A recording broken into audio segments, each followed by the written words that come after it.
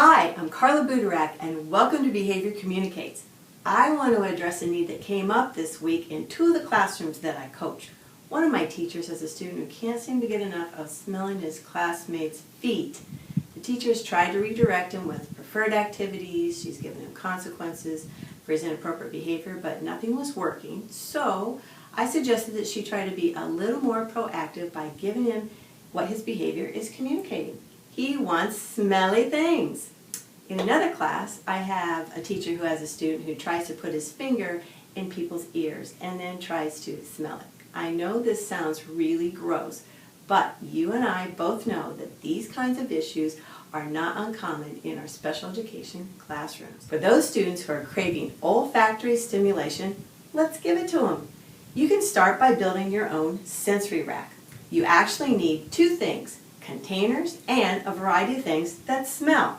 So let's start with some containers, and let me warn you about one kind of container. The container I'm talking about is actually a medicine container. We certainly don't want to put good smelling things or desirable smelling things in these jars so that the children start going around homes or any other place for that matter looking for smelly things when really they need to stay out of medicine containers. What I do recommend, however, is spice jars. A lot of these come with a lid that screws on and off with a perforated top, which makes for easy access to the smells. But I don't like the time it takes to put them on and off, so I actually prefer the McCormick spices that have this handy dandy little flip lid that comes up and goes right back on. Now, I'm not sure you're going to be interested in dumping out several jars of spices from your kitchen, so here's a tip. Some grocery stores actually sell AntiSpy Stars for those of you who grow your own spices. Pretty cool, huh?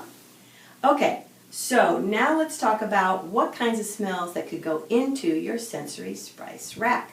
Remember that not every child will want what you and I consider a pleasant smell. Some children actually want strong or pungent smells like vinegar, Vicks VapoRub, and stinky cheese like Limburger cheese.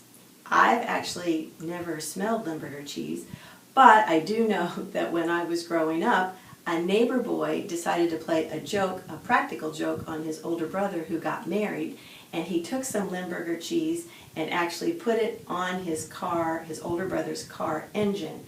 And when the engine heated up, apparently it was a nasty, awful smell, so bad that the younger brother got in big trouble. So I've never smelled it, but I think it's probably pretty stinky. If you're looking for more pleasant smells, you can try putting some of Mom's perfume or Dad's cologne on cotton balls inside jars.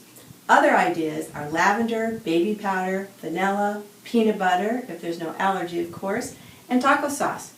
One way to have smells on hand is like the smell of peach pie or cookie dough. There's always options like at your local candle shop. So there's tips and ideas for building your own sensory rack. If you have a child going around your classroom or your home smelling things, give him or her a more appropriate way to get this sensory need met.